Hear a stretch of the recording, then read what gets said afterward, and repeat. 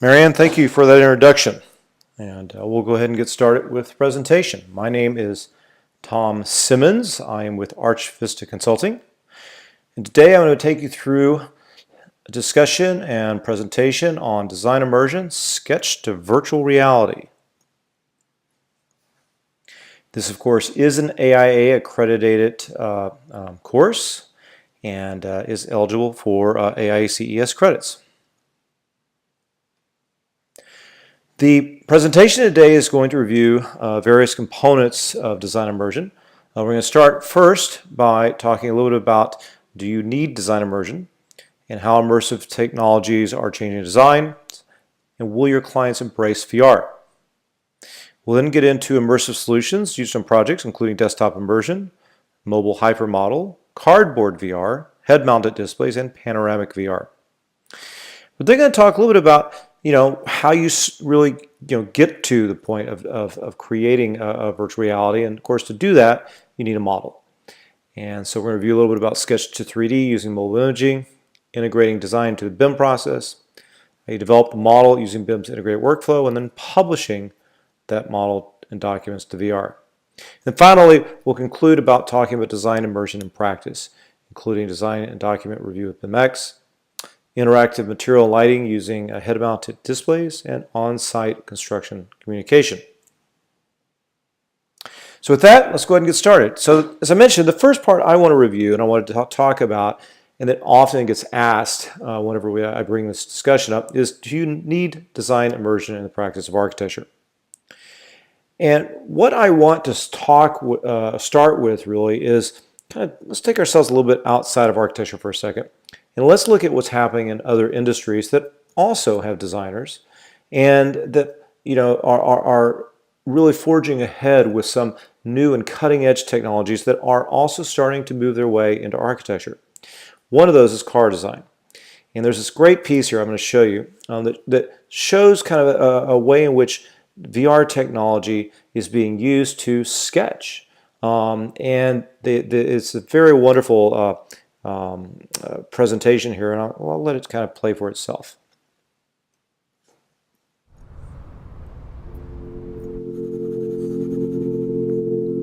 My brother Stephen has the ability to replicate cityscapes, buildings, cars, almost to perfection. He has a photographic memory.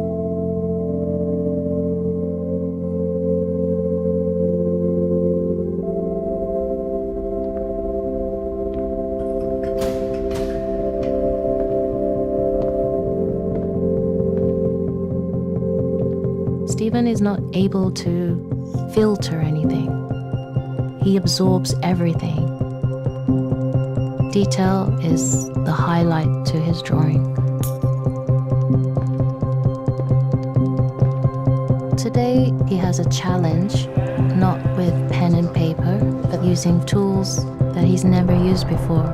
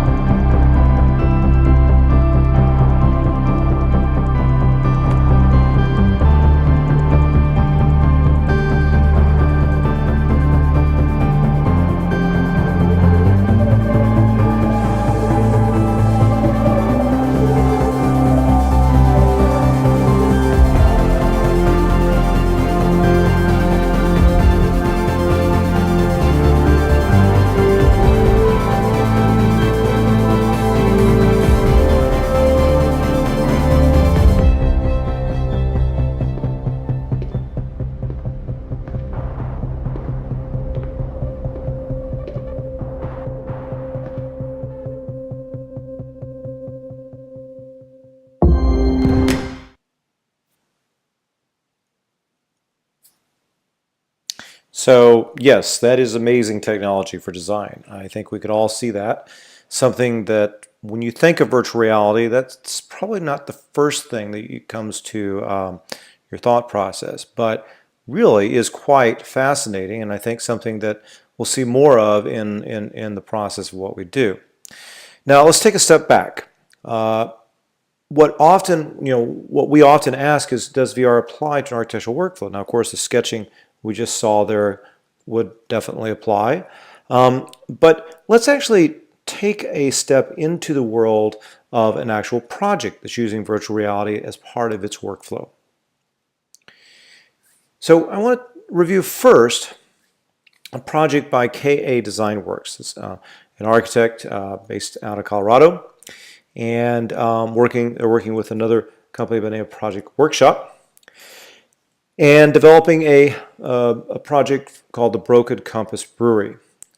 And they're using a BIM modeler called ARCHICAD and a rendering technology inside of ARCHICAD called CineRender. And they're doing it in a very traditional workflow type process, creating a model, creating renderings from that model that are really quite good. And it does give you a very good sense of what the space is about. Now, with all that said, though, what they wanted to do in this particular project was to take it to a different level. They wanted to see how the client would start to and could start to really understand the project better by getting inside of it using virtual reality. So Rich here is who's with Project Workshop is going to kind of give you a little bit of an overview of what he sees as he steps into this model for the first time and really gets to see and feel the space and feel the design as part of this process.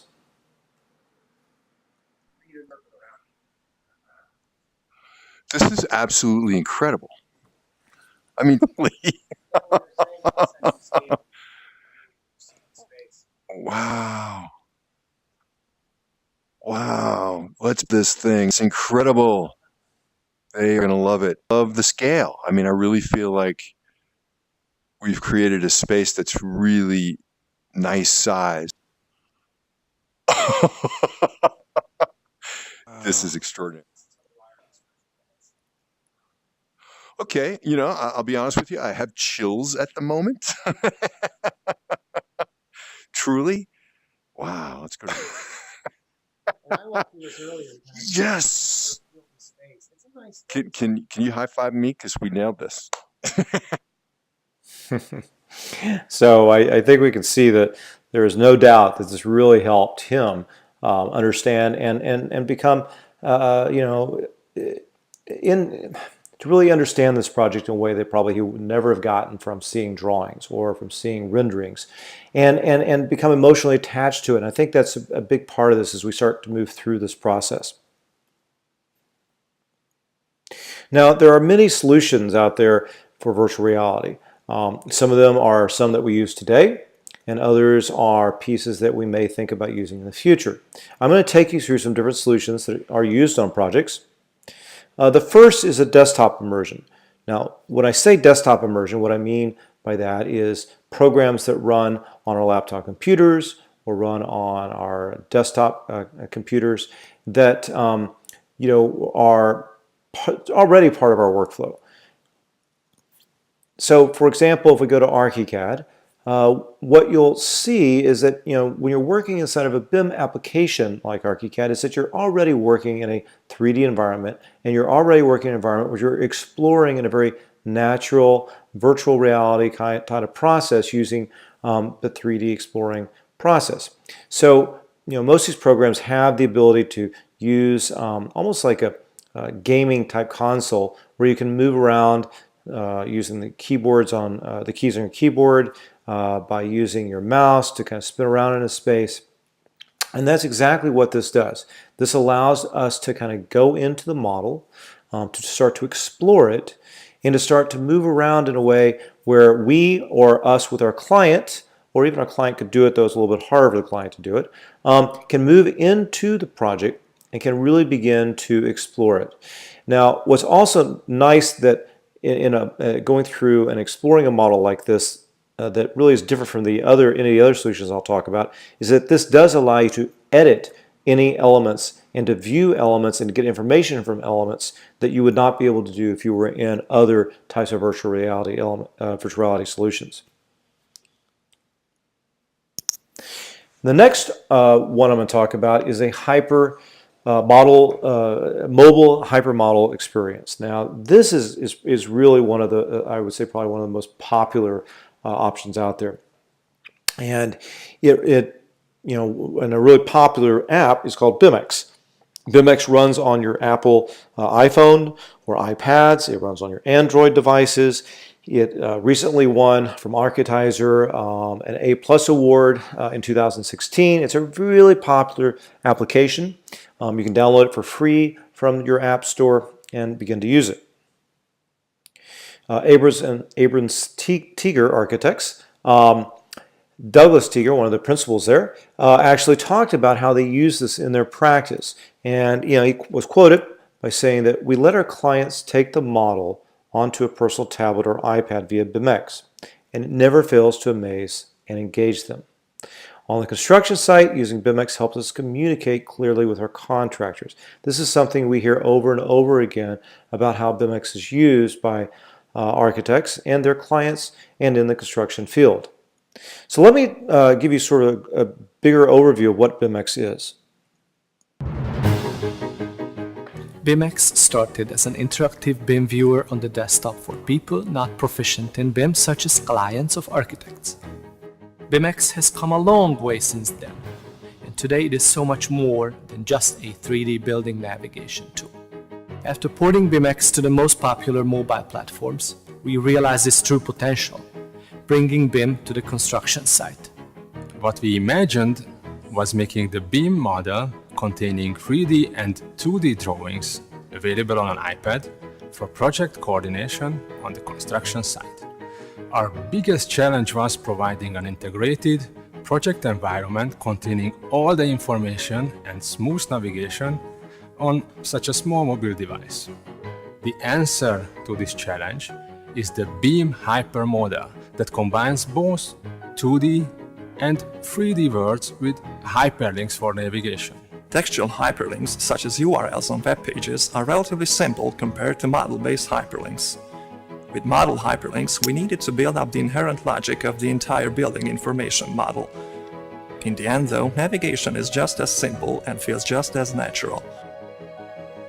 To help non-professionals better understand the building information model, we use intuitive, smooth transitions between the 3D model and the 2D documentation. This integrated 2D-3D world also allowed us to combine the two by overlaying 2D and 3D information. In addition, we developed 3D markers. These intelligent markers appear in the space around you as you walk through the virtual building. We believe these 3D markers not only help the navigation, but also reveal the logic and the structure of the architectural project documentation. One of the engineering challenges has been to provide navigation performance on mobile devices similar to powerful workstations. We implemented unique solutions such as the 2D zoom and pan that we took from the map apps. This way we could actually provide a smooth navigation experience unparalleled on phones and tablets for complex building models. We believe that by connecting the office and the construction site, BIM can now fulfill its original promise. With the virtual building model accessible to all stakeholders, anytime, anywhere, BIM can become the digital backbone of the construction process.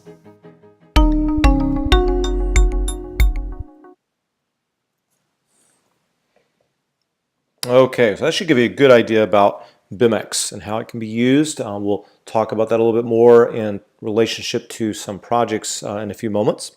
But next I want to talk a little bit about Cardboard VR. If you're not familiar with Cardboard VR, this was developed originally by Google and really has taken off. It's being used in a multitude of different ways. As Google kind of puts it, it's a way of experiencing virtual reality in a simple, fun, and affordable way. And there are many viewers in the market. Some look like this one, which is a very simple kind of cardboard looking viewer. There are others that are much more elaborate and much more expensive as well. And you can search for many of those online. And there's also ones made very specifically for the BIMx application that we were just looking at. And so with the VR, the Google Cardboard, and the BIMx app, we can actually take an experience in a virtual reality immersive way just using our iPhones. Here's how it works.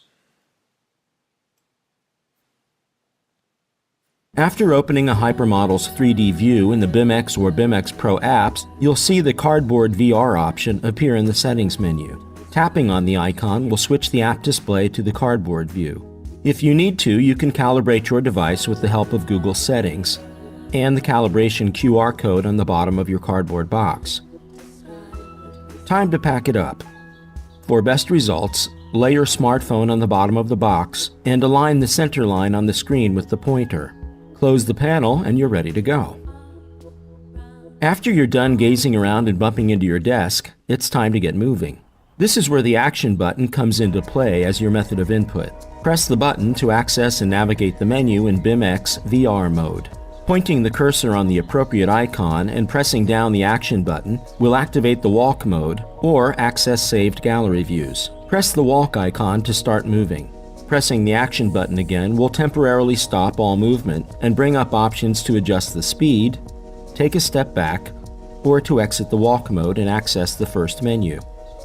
Pressing the bookmark icon will present the saved gallery views, which take us to those locations with the swirl. We hope you'll soon enjoy the immersive experience of BIMx with Google Cardboard.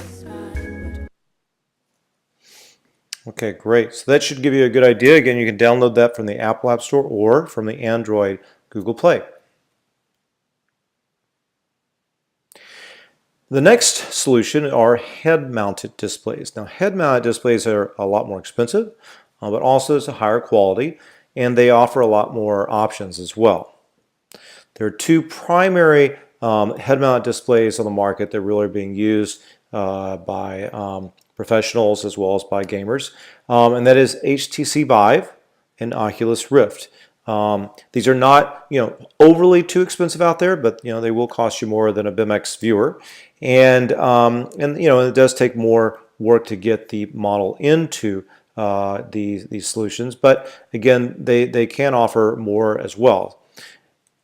If you're going to use something like HTC Vive or Oculus Rift, you might want to use a solution like Iris, which is actually built for architects and engineers and AC professionals to move their BIM models into one of these head-mounted display platforms. And then they offer basically software controls that integrate with them that are more specifically focused on architects and the architectural market. So it's built to really help you, give you a true sense of depth and space. Here's a little bit about how that works.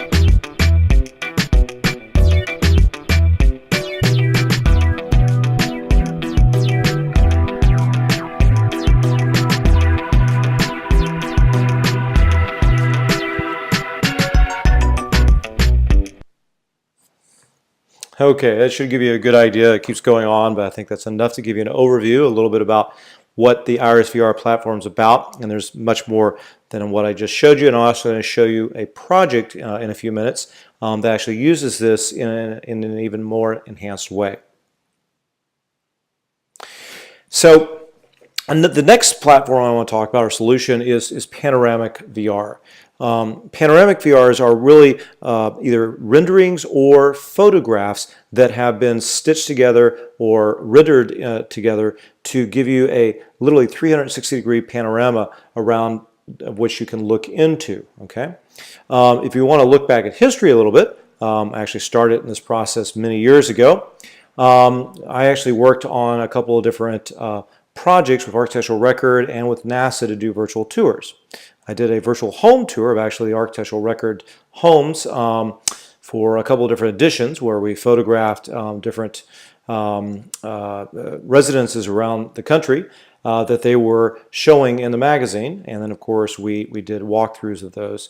And then we also went to the different NASA centers, and NASA actually had awarded us a contract to do a tour of the different NASA space centers. You can see this is the space shuttle, so it was quite a few years ago, but probably one of the most interesting projects I ever worked on, in the sense of being able to be on the platform of the shuttle when it was being prepped for takeoff. And this is something that, of course, was in the early stages of VR, where we would take these photographs, stitch them together, put them into this process to be able to take this kind of a virtual reality walkthrough. Now, of course, we've come a long way since then. Today, we can go and do this by taking, for instance, a BIM model, such as from ARCHICAD, and then port that over to our Atlantis, where we can do a really high-end renderings, very photorealistic, and then start doing a virtual reality tour through our projects. And within these projects, we can click on different room names, links, if you will, that will take us from one node to another. So in each panorama is a different node, and rendered and then linked together. And these are really quite powerful because it's something where we can do it by nodes. We can have a plan that we're actually is rendered and also has nodes and links to that.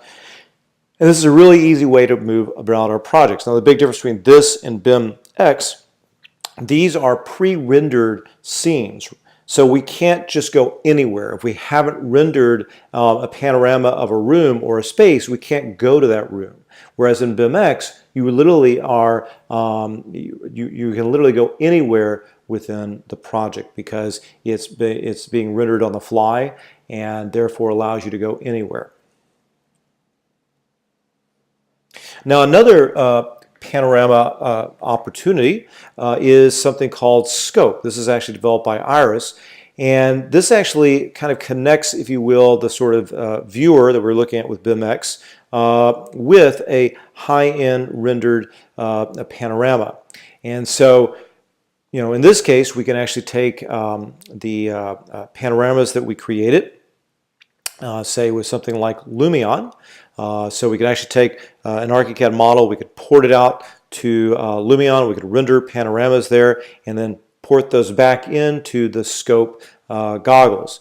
And then those goggles would allow us in a similar way to look at a double image within that Scope VR headset and be able to feel like we're actually in the space of these these rendered panoramas. But whichever solution, whichever part you start with, it all starts with the model. I mean, that's really what it comes down to. And if we're going to start with a model, the easiest place to start is with a sketch, right? Anytime you start with a design, the sketch is probably the place you start. Now, sometimes people sketch by simply modeling within a program like SketchUp or within ARCHICAD. And others actually prefer to really roll out the paper and start to sketch on paper. One of the things I think that this is a video that Grassoff put out the last couple of months when they released the most current version of ARCHICAD. And one of the things that I think this video really shows well is the fact that you can take something like your a sketch paper, you can start to sketch a design, and then you can take your phone and you can use that as a medium to take your sketch, this hand drawing, and move that into your actual model. So let me show you how this works.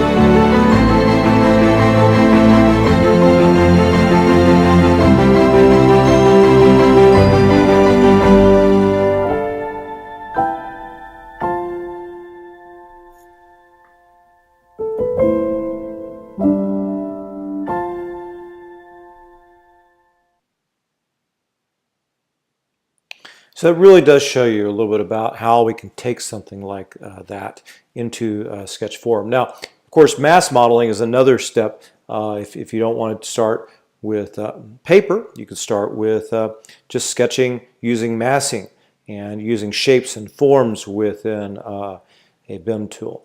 And then, of course, that information can then be used to take out into various programs for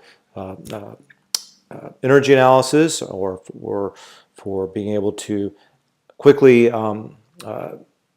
derive the floor areas for square feet calculations. But of course, if we're going to develop something for virtual reality, one of the things we really need to do is to start developing detail in the model. And one of the greatest ways to develop details in a model is to develop it in 2D and then extrude that in 3D. The reason why I say that is because trying to build everything as a 3D element can be very complicated. So if you can actually take 2D drawings, such as you see here, and then be able to simply sketch over those with 2D elements like fill patterns, and then take those fill patterns and use those to extrude a shape, then all of a sudden it becomes really easy to create detail within your project. That's exactly what this is showing. That's exactly what you can do within a BIM program like ARCHICAD. Now you can see here where we can actually extrude or where this 2D drawings have been used to extrude 3D forms for this residence, and then the many various details of this residence. And then also for interiors, when we start to get into having to develop cabinet trims and shapes for the cabinets and all these various elements, it becomes extremely difficult to do if you don't use something that's going to be easy and natural for you to do. And that's really where this 2D drawings can help you to build 3D forms very quickly. Now, another place where it's important when you start getting into design is being able to link into other programs that can help you with your design process. Rhino and Grasshopper are one of those that have really been important for a lot of our clients to be able to move from that design model into the BIM model. And of course, designing a Rhino and Grasshopper is a really popular program today among many designers and students. And so Bjork Ingels group will talk a little bit about how they've used this in their process.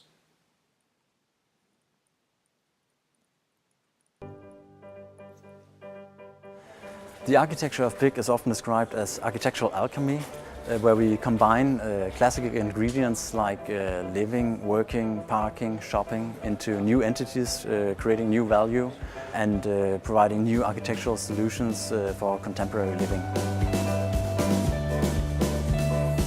Our favorite design tool currently is Rhino. This can, however, be a challenge to bring downstream into BIM solutions. To overcome this problem, we are currently working together with Graphisoft to provide a plugin for both ARCHICAD and Rhino so that we will be able to link geometry and data from both softwares into each other, giving us the best from both software solutions throughout the whole project.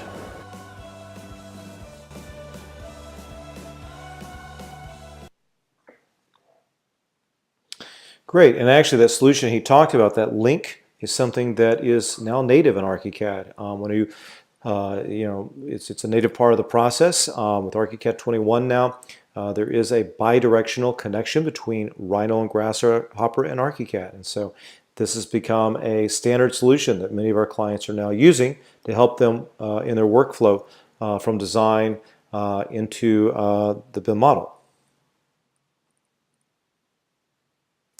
Now, once you have all this developed, of course, the real power of a building information model is that it does coordinate all the project model and documents. It allows us to derive plans, sections, elevations, architectural details, schedules, MEP structural systems, renderings, animations, and of course, virtual reality. And and of course, the holy grail of this whole process is that as the model changes, it updates the documents and of course reduces errors. But in order for us to get this to virtual reality, we need to have the model, and we might as well work in a workflow that is going to enable us to do so much more in addition to the virtual reality.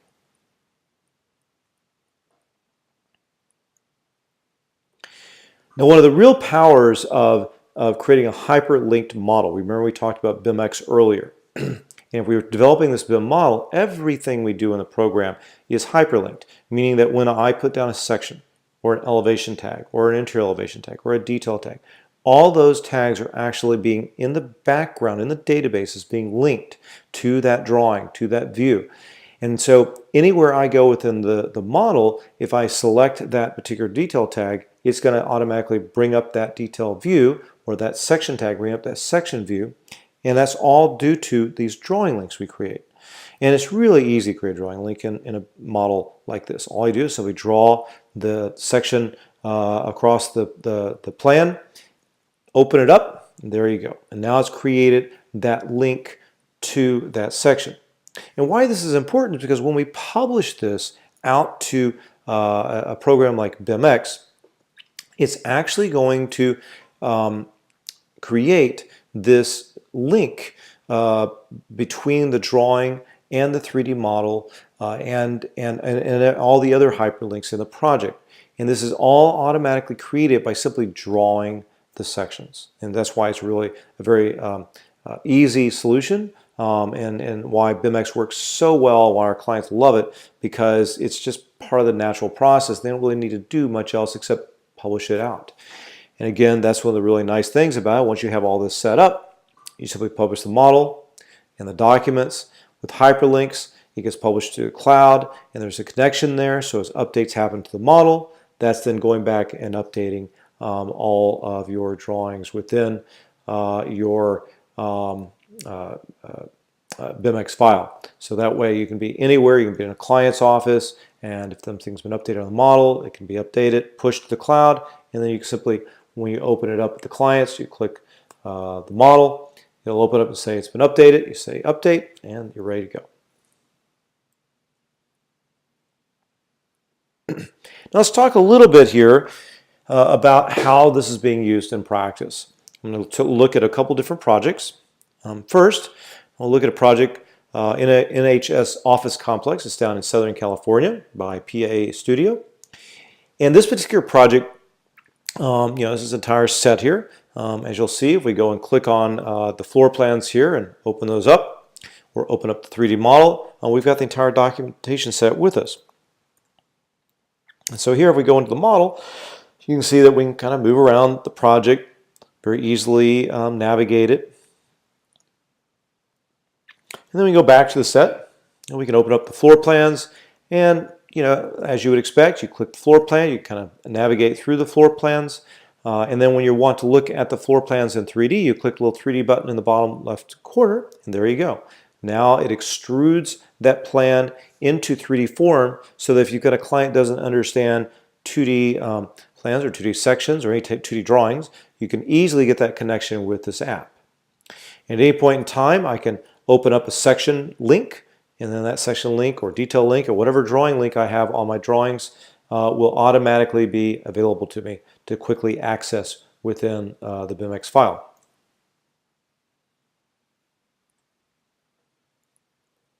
Now this is a project, a Shooting Star resident. This is actually a project in the mountains by Design Associates Architects. And you'll see that this is incredibly well detailed. Beautiful BIMx file here of the project, of its interior. And and also you can see that the kind of quality of global illumination in it, the reality in it, and then allows us to simply move outside or inside or anywhere through the residence we want to navigate to. Really a very fast way of allowing your clients to quickly move through and view a project you've designed, as well as for you to give a presentation to your client or to city council, showcasing the project.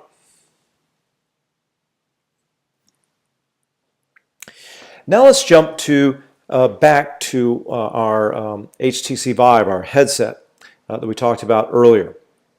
Now, KA DesignWorks, who I mentioned earlier at the beginning of this presentation, has used the virtual reality in their practice quite a bit lately. And in this particular example I'm going to show you here, they are using HTC Vive with the Unreal Engine. Andrew here is going to give us a little bit of take us on a bit of a tour of this house. And you can see the reality here. And the reality here is different from the one I showed you earlier, because the earlier project, the brewery, was basically a flat shaded rendering that they saved out. And that's a very quick way of doing it. It doesn't take as much rendering time as this one does. But what's nice here is I can change the colors on the fly. And this is just amazing. I mean, quickly I can see how the flooring is going to look differently against the materials of the doors and other parts of the project. And that's really powerful. The other thing that's really nice here is, I'm not so sure I like it, but you can change the nicely shaded trees and snow-capped trees outside to those green ones, which not quite as good. I think I need to work on that a little bit. But nonetheless, you can see the reality we have in here. We can turn the fire on. We can turn the lights on. If we navigate over the kitchen, we're going to be able to turn the lights on there over the counter. So you can see just a really amazing opportunity to take a tour through the project. It doesn't show a reflection here in the tea kettle, but maybe that's in version 2 of this. But here you can see as we go through each of these different rooms, we can open up the doors.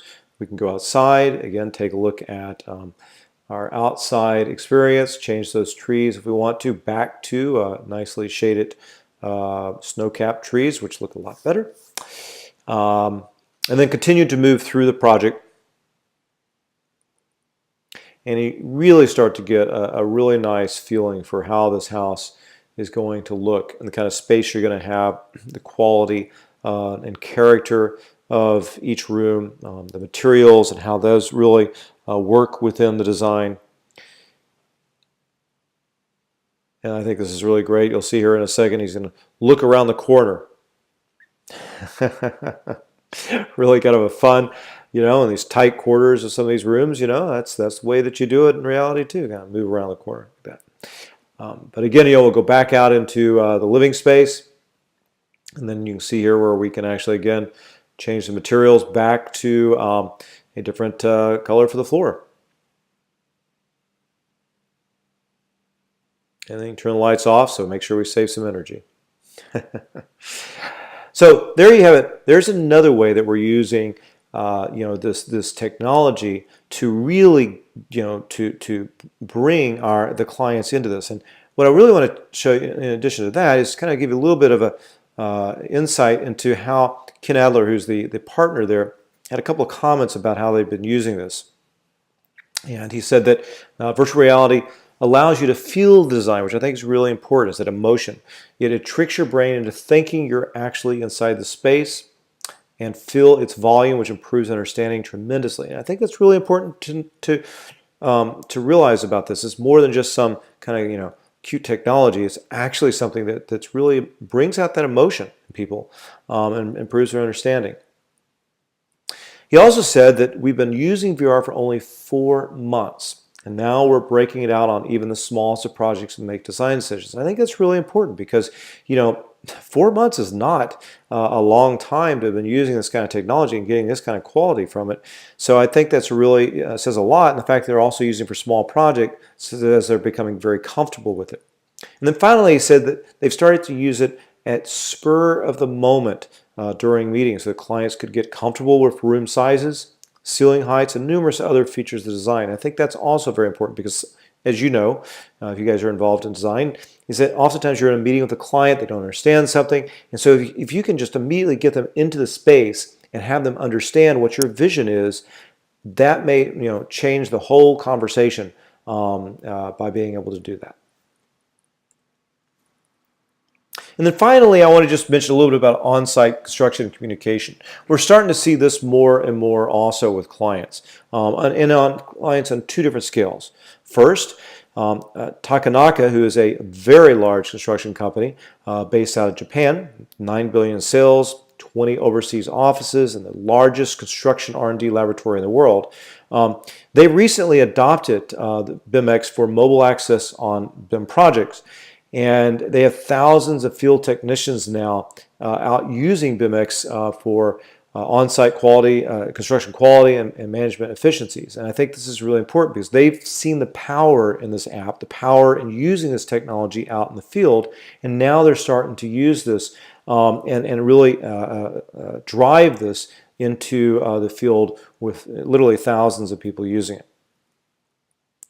On the other side, here locally near me, one of our clients, Michael Jacone, who has Mac Architecture and Construction, is a design build company. And he does a lot of residential design. He uses BIMx quite a bit now out in the field, and he does it for a couple of reasons. First, to alleviate printing costs, because as I showed you earlier, your documents can now be published out so that you can actually just take them with you out on your iPads or Android devices. And the other is because, because the paper set's out there, his site supervisor keeps the BIMx docs file on his tablet, and enables him to walk through it on the iPad to explain work to the subcontractor. So it gives that connection in the field, allows them to have the BIMx docs with the connection to the 3D model there, so it really helps to answer questions about the design as well as about documentation at the fingertips of their subcontractors and supervisors right out there in the field. So with that, hopefully this has given you guys a good idea of the various ways that virtual reality and design immersion is being used in the architectural field with BIM modeling and with ARCHICAD and other various programs out there. So at this point, I'd be happy to take any questions you have. We do have a few minutes before the end of the hour here. So Marianne, I'll let you go ahead and start to sort through the questions and see what we have to answer.